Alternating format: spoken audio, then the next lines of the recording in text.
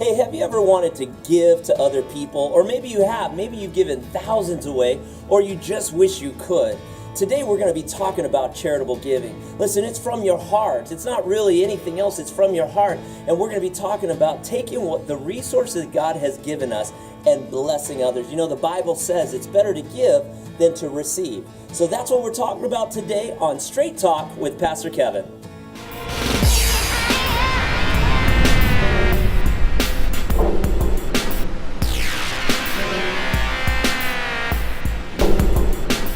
Hi there, and welcome to Straight Talk with Pastor Kevin here at Connection Life Church in downtown Salem, Oregon. We meet every week at 210 Liberty Street Southeast, across the street from the Grand Hotel in downtown. We'd love to connect with you in person, but we're just glad that you're tuning in.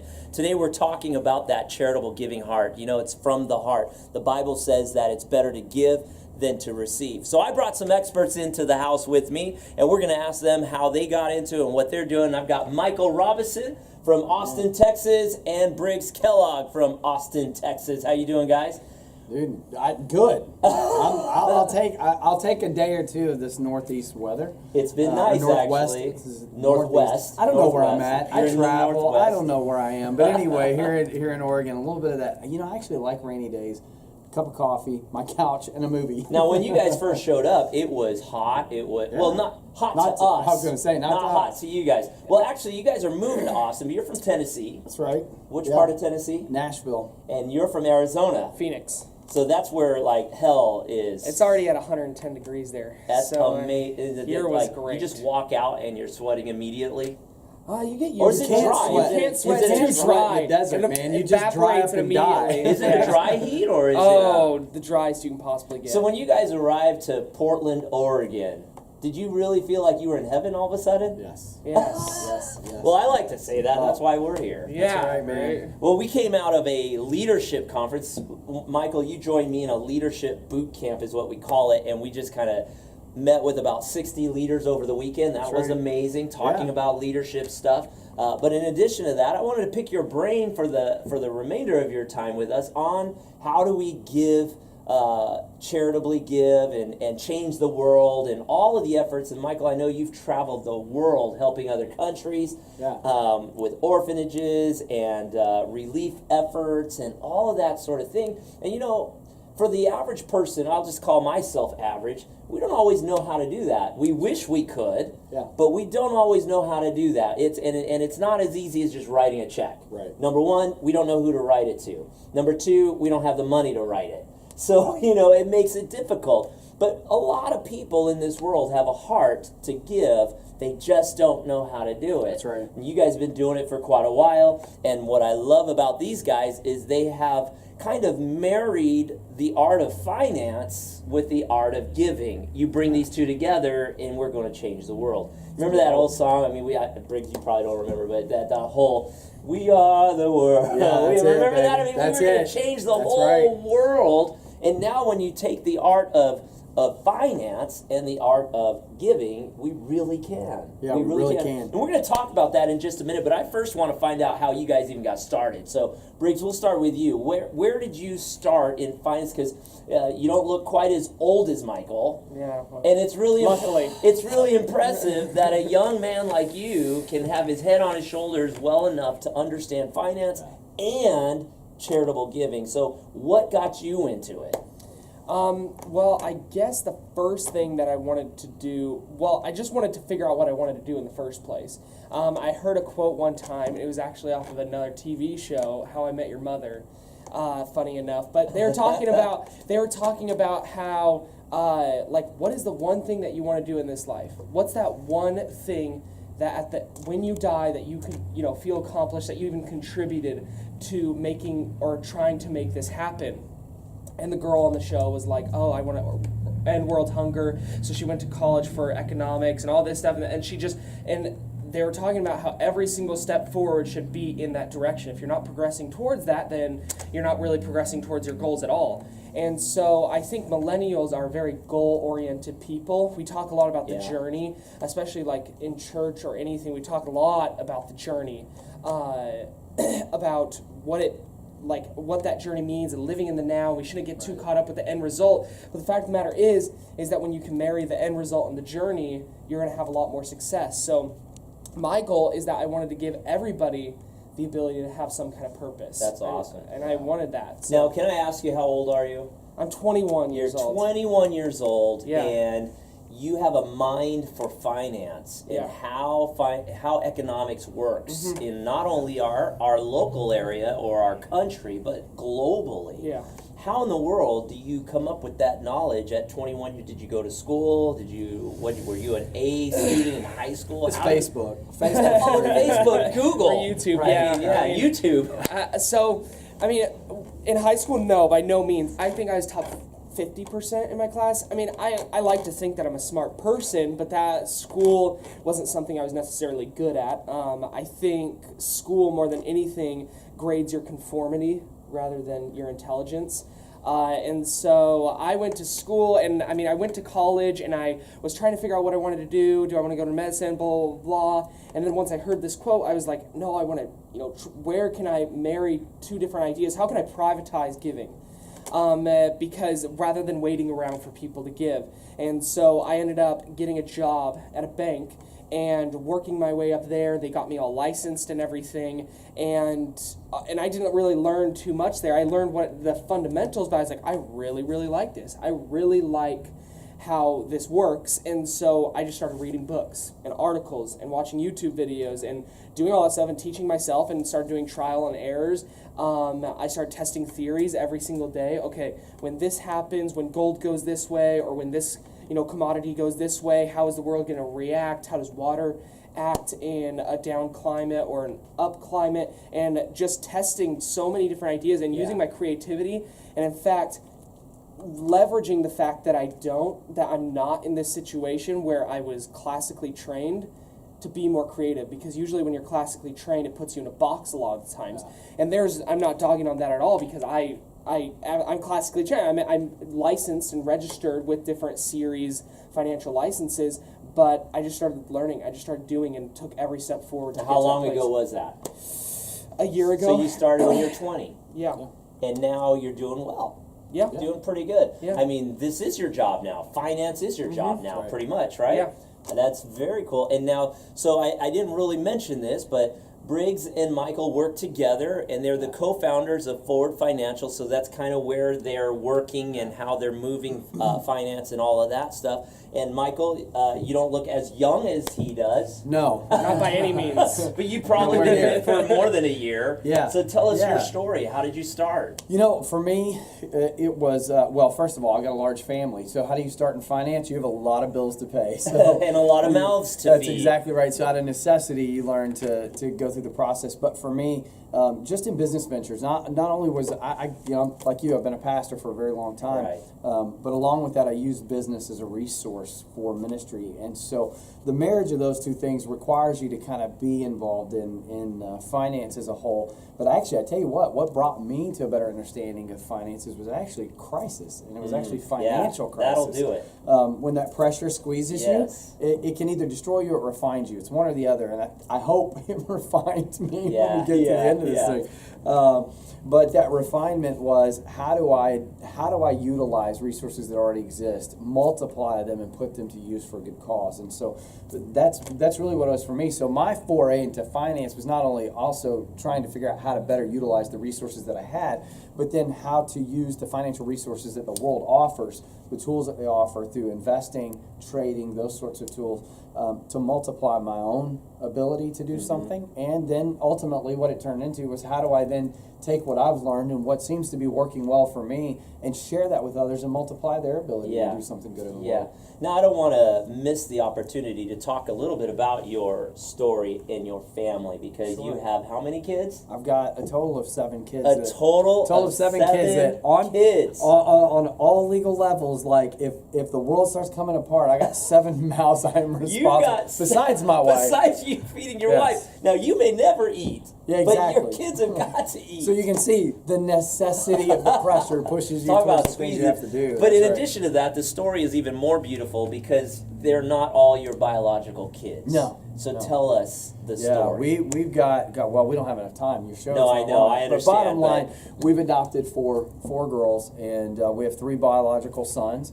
So, and the way that really plays out in my house is when the drama is at a whole fever pitch level. I realize that God gave us the ability to create boys who don't generally carry the drama with them, and I have to remember that we stepped outside of God's natural design and purchased drama and brought You it into our adopted home. 4 But, girls. we did, and I've got my oldest is from Uruguay. My next oldest daughter is domestically adopted, and then I've got a daughter from Ethiopia and a daughter from Haiti. So So this is what's beautiful is you're not only changing lives here in the States, but you have changed lives around the world through That's the right. adoption of your girls.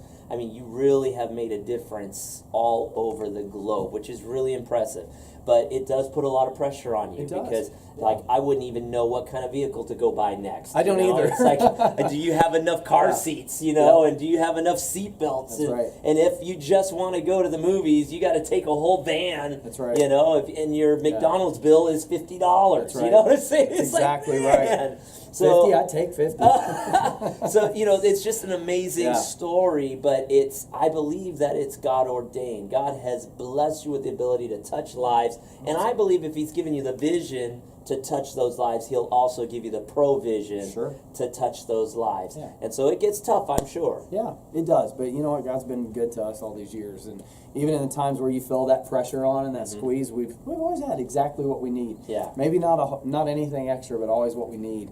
And you know, I just love what I do. I mean, you know, for me, it's like Briggs. He says that, you know, his thing is, what's that one thing I can do is give everybody a purpose. And you know, for me, it's at the end of the day when I lay my head down for the last time and breathe my last breath. For me, it is the ability to look back and say, I not only gave other people a chance, but I helped them find the resources to make that kind of an impact. Yeah. Because we all want that purpose. I mean, that's the truth is, whether we've got a lot of resources or little resources, what are we going to do with what we have that makes a difference so that we end our lives knowing that we've done something great for the world that we're in. Well, when we come back, I want to talk a little bit about the how.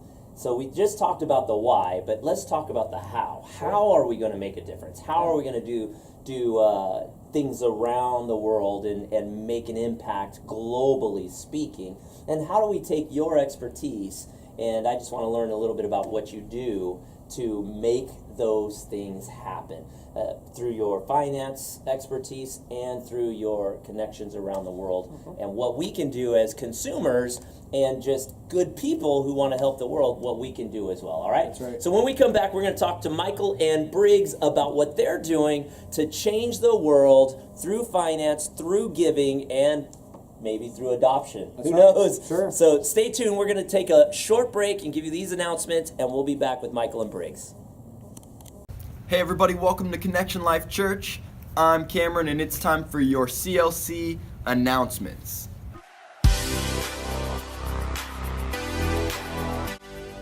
Tonight at the downtown campus we have Worship Encounters. It's a night full of worship. We're going to worship through music and through drawing and painting. There will be communion so you can partake in the elements. We want to see you there. We do not want you to miss out on this special night. So be at the downtown campus at 6 o'clock tonight for Worship Encounters.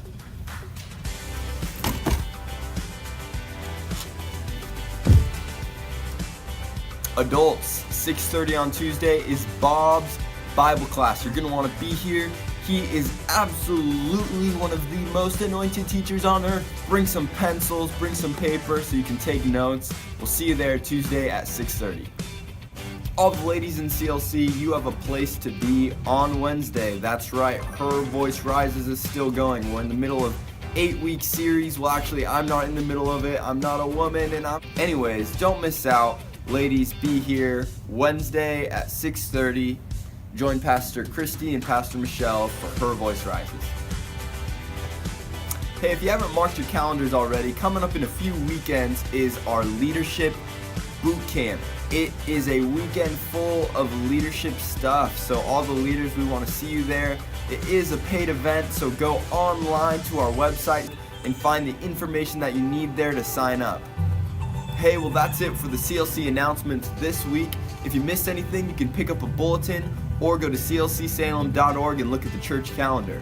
And if you're new today, I hope that you'll fill out a Connect card and meet us in the lobby where we have a gift waiting for you. We just want you to leave blessed. And with that, see you next week. Hey, welcome back to Straight Talk with Pastor Kevin. I've got my friends Michael and Briggs, and we're talking about giving. You know, we already established the Bible says it's better to give than to receive, and these guys are definitely givers. I have personally witnessed them helping others, not just here locally, but around the world, and which is really incredible. And I want to talk to you guys a little bit about now, how do we do that? We talked about the why we do that, but how do we do that? Because as I said in the beginning of the show, it's really easy to, we want to, but maybe we don't have the money, or we don't know who to write the check out to. Right. And you guys have created almost a system of just making it happen, and where we can change the world on a much larger scale. Yeah. So tell us a little bit first off of how do you even start? Like, how do you even start? I guess you could start by giving to someone locally, or sure, where you see the need, right? But tell us how you got started and what we could do. You know, I think for both of us, it was just a matter of when you encounter people, we just have to look at that. Like, there's no way going through life you don't encounter people. Whether it's the guy on the corner that needs, he's just begging for the next dollar, the 25 cents, or it's because you've experienced an international missions trip and you've been in a developing nation, or you've been through it yourself. Mm-hmm. You've been the one who needs to be the recipient. I think first of all, it's just recognizing the need, and then I think one thing that we realized, irrespective of, I've got almost a generation on this guy, but irrespective of generation or gap or everything, I think if we step back and realize we've got the means to do something, and it's simple. I've served as the president of Food for Orphans International. When you do that, you realize in a system like that, $1 can provide 4 meals for kids somewhere else in the world. All of a sudden you go, well, that's pretty cool. Like, if I just give $1, I can feed 4 people. See, that's the thing, is we don't know that. We don't always know that. All we see are the television commercials. Right. That say, if you send us $6.72 a month, you can feed this many. But we're like, whatever. Right. We don't even believe it. No, it works. I've seen it firsthand. And that's the crazy thing. And the realization is, honestly, it's not about how many meals I can give. It's the fact that, if I gave you $1, it'd make you feel good, right? Mm-hmm. And the truth is, for me, I think the truth of the realization I had to come to is that if I can do something that lifts someone up, that makes a difference for them, the reality for me is that I give them hope. Yeah. And so from my faith perspective, as a believer, from just my understanding of life, if I can give you a little bit of hope, that's actually, to me, hope is the breeding ground of miracles. That's huge. So it doesn't mean that I raise you out of poverty. It doesn't mean that I change the entire trajectory of your life. But if you believe that you've got enough hope and a better future, you're going to make it at least through today, and maybe into tomorrow, which for some people, they don't even believe that exists. So the simple steps, I think, is where we start, is simplicity. And then I think from there, it's the practicality of what do you do, right? Yeah, ultimately, like he said, with hope, the last thing that is possible before we die is to forsake hope. If we always have a little bit of glimmer of hope if we're still walking around. Right. And so when it comes down to it, I think the main thing with financially, what we're trying to do is that, what got me into finance in the first place was hearing Dave Ramsey talk about, compounding interest for young kids and millennials. Right. And I was like, how powerful is this? And so our ultimate end goal is to have enough money to leave for our kids and have enough money to live till the day we die. And how do we do that? Obviously, get a good job and save, but investing is something that we all should be doing. Every single day we should be doing that.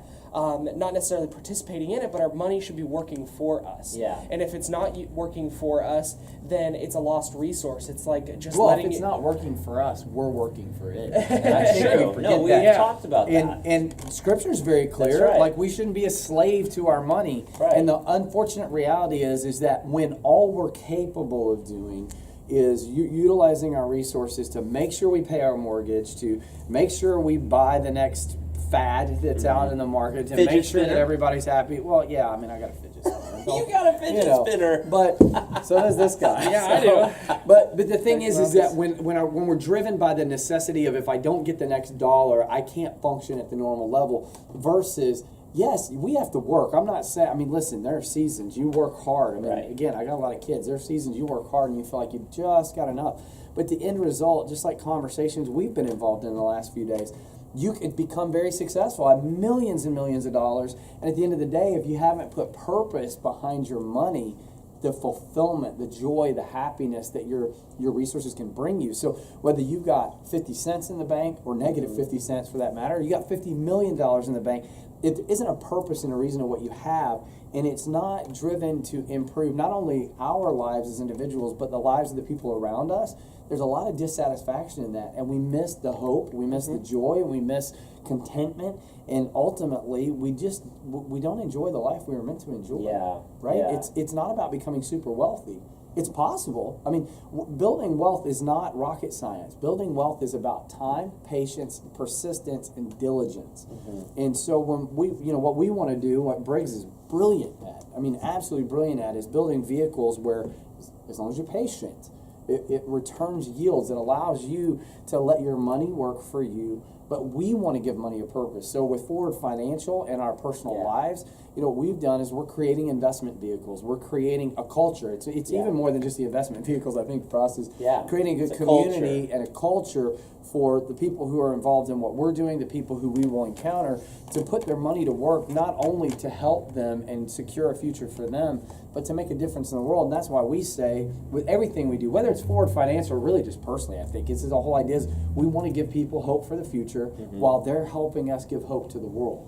And it's Yeah. that exchange, it's that give and take, that back and forth that makes a difference in our life. And Yeah. so let's pretend for an instance you have, I could say $5. I mean, I think a general amount that most people can have in a savings account pretty simply is $1,000. I think Okay. most people can have $1,000. They can scrounge it together. They can work a few extra hours and they can get $1,000. And let's say, for instance, you put that in the bank. You're going to make 0.001% a year on that money, which is nothing. You're making pennies in a savings account. Or you might as well just bury it in your backyard. It's probably going to be safer anyways that way. Or you could actually invest that money, which you can, with $5, I can get you to meaningfully invest where you're making at least cents a day.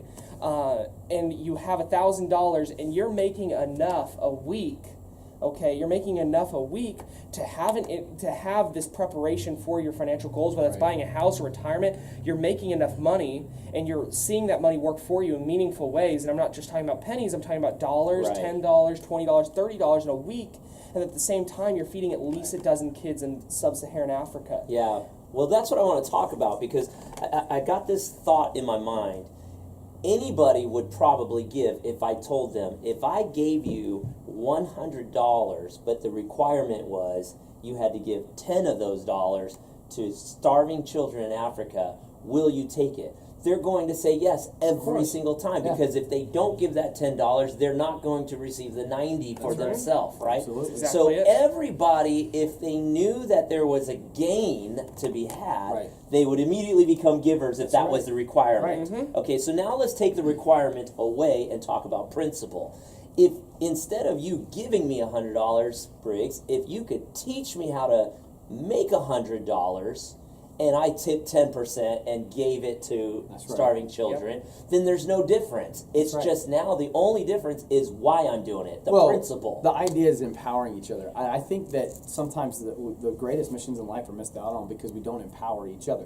Because we get a little scared and hold in. And it's Proverbs 11:24 says that those who are generous expand their kingdom. Those who are stingy, they lose their Right. kingdom, right? And God abundantly blesses those who freely give to others. And so I think that's not just money. That's Yeah. not a money principle. That's a life principle. Yes. So if I've got something to offer, whether it's inspiration, hope, a system, a financial system, whatever it is, that can give hope to somebody else, give them the tools for the future, and I hoard that, should I expect God to bless what I'm doing? Right. No, not a chance. Yeah. But if I can let go of it, hold my hands open and say, God, you may have gifted me with an ability to see something or to do something that other people don't always get to see and do, but I can empower them with it, then let's do it. You know, it's all those times that I've served in other countries, you know, it's the idea you can give a man a fish or you can teach him to fish, Yes. right? And so that's the same is true when we go in and we work. I've got orphanages in other countries, and you look at it and you go, I can feed these kids, Yeah. I can keep a roof over their heads, but what we want to do is we give them vocational training, we Right. give them education, because we want them to be able to stand on their own 2 feet, because you don't want to depend on me to give you everything Yeah. for the rest of your life. You want to be able to stand on your own 2 feet, and that's what we're doing forward is I don't want you to be dependent on the two of us and the rest of our team to make your future good. I want you to learn from us so you can go do it yourself. And I mean, you can go to a financial advisor, yes, and you can have them do everything for you, but you're typically scared of the things that you don't understand. Right. What a lot of people don't realize is they think of the financial crisis of 2008, and they don't realize that if they invested every penny they had at the peak before the financial crisis of 2008, they'd have double the money they had now. Yeah. Right. So it all recovered plus 100% more. Yeah. And so when it comes down to it, now that I've been doing it for a year, I got to the point in 3-4 months that I taught myself that I could reasonably invest and make as much money as the Wall Street guys who are like, oh, I need to do it for you. And now that I did that without a teacher and without somebody teaching me, I just read the books, I can teach somebody in a 2-hour session. In fact, I could teach somebody how to do it in 5 minutes where they could build a fund, and I could teach them in 5 minutes, and they could do it in 5 minutes, and they could be making money every I'm single going day. to give you 5 minutes right after this show. I want to do that. Yeah. You know, the Bible also says that He gives seed to the sower. That's right. So if we continue sowing the seed that God gives us, He's going to continue to give you that seed. And I know He's done that for you, Michael. He has. I know He's going to continue to do that for you, Briggs. And we've only got a couple minutes left. But if you want to learn more about giving to worldwide charities or even locally with the resources that God has given you, I want you to go to their website. It's forward.financial, right? Forward.financial. No Not .com. Forward.financial, Yeah. and you can read about how they're changing lives around the world through good financial principles. And if you've ever want to learn how to do that, you can do that. Listen, it's been great having you with us on the show. And Michael and Briggs, thank you for joining us. I know that half hour Absolutely. went super fast. Yes, it did. And Really we fast. could talk another hour and a half about it. That's right. But we just appreciate you coming and spending time with us this weekend. I know I was blessed to have you talk be to here. some of my That's great. leaders and showing them how they could be better givers, and they just loved it. They just ate it up. So thank you so much for being with us. Absolutely. And we thank you for tuning in. And if you would like to connect with us in person, again, we meet every Sunday at 210 Liberty Street Southeast, right downtown Salem, Oregon, across the street from the Grand Hotel. You can get more information about our church and everything we're doing at www.clcsalem.org. Once again, www.clcsalem.org. We would love to connect with you in person. All right, God bless you. We'll see you next time on Straight Talk with Pastor Kevin.